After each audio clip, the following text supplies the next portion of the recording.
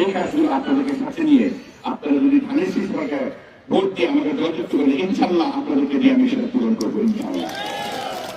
প্রিয় ভাই বোনেরা, আমি প্রার্থী হিসাবে আমাদের নেতা বিএনপির চেয়ারম্যান যেমন তারেক রহমান পরিচয় একত্রিশ দফা সেখান থেকে কাপাসিয়ার জন্য আমি 5টি সুস্পষ্ট অঙ্গীকার করতে চাই। আপনারা যদি আমাকে ধানের শীষ সরকার ভোট দিয়ে জয়যুক্ত করেন, আমি আপনাদেরকে 5 বছরের মধ্যে এই 5 পূরণ করে পরের ঘন্টা ইনশাল্লাহ আপনাদেরকে বুঝিয়ে দিব। আমার প্রথম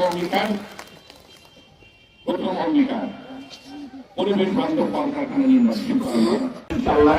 আমাকে যদি আপনারা ধানের শীষে ভোট দিয়ে আমাকে আপনারা নির্বাচিত করেন, সবার আগে আমি কাপাসিয়ায় পরিবেশ বান্ধব কলকারখানা গ্যাস সংযোগের মাধ্যমে ইনশাল্লাহ করবো। পরিবেশ বান্ধব কলকারখানা গড়ে উঠবে। আমার দ্বিতীয় অঙ্গীকার আঞ্চলিক কৃষি ব্যবস্থা করা। আমাদের নেতা জনাব তারেক রহমান সাহেব বলেছেন কৃষক কার্ড দিবেন। এই কৃষক কার্ডের মাধ্যমে আমাদের কৃষকরা যারা প্রান্তিক পর্যায়ে কৃষক তাদের সুলভ মূল্যে সার এবং কীটনাশক পাবেন। তৃতীয় অঙ্গীকার যেটা আমি আগে বলেছি, কাপাসিয়াকে ইনশাল্লাহ আপনাদেরকে সাথে নিয়ে মাদক কারবারি মাদক ছবি মাদক মুক্ত করবো ইনশাল্লাহ।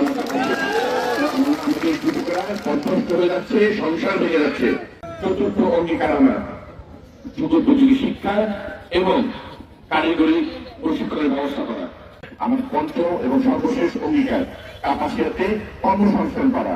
এই 5টি অঙ্গীকার ইনশাল্লাহ আপনাদেরকে সাথে নিয়ে ধানের শীষ সরকার 12 তারিখ ভোট দিয়ে আমাকে জয়যুক্ত করার পর পরের ঘন্টা আমি বুঝিয়ে দিব ইনশাল্লাহ। আমি কাপাসিয়ার দল মত নির্বিশেষে আমরা সবাই ঐক্যবদ্ধ থাকতে চাই। এখানে এই সম্মানিত ব্যক্তি তার সম্মান আমরা দিতে চাই। মূল কথা, মুক্তিযুদ্ধের বিপক্ষের কোন শক্তিকে আমার মাথা কাটা দিতে দিব না, সেটাই সবচেয়ে বড় প্রমাণ করে। এবং আমি দৃঢ়ভাবে বিশ্বাস করি কাপাসিয়ার মানুষ সবসময় শহীদ রাষ্ট্রপতি জিয়া রহমান আমাদের স্বাধীনতার ঘোষণা, আমাদের দলের সভাপতি বিএনপি প্রতিষ্ঠাতা শহীদ রাষ্ট্রপতি জিয়া রহমানের দল, মুক্তিযুদ্ধের দল, মুক্তিযুদ্ধের সকলকে শক্তিতে কাপাসিয়া যে কোনো অনুরোধ থাকবে 12 ফেব্রুয়ারি আপনারা ধানের শীষ সরকার ভোট দিয়ে বিপুল ভোটে আমরা সংসদে যাবো সবাই একসাথে ইনশাল্লাহ। আমি আপনাদের সবাইকে ধন্যবাদ। দেশ নেত্রী বেগম খালেদা জিয়া অমর হোক, শহীদ রাষ্ট্রপতি জিয়া রহমান অমর হোক, তারেক রহমান জিন্দাবাদ, বাংলাদেশ জিন্দাবাদ। সবাইকে ধন্যবাদ।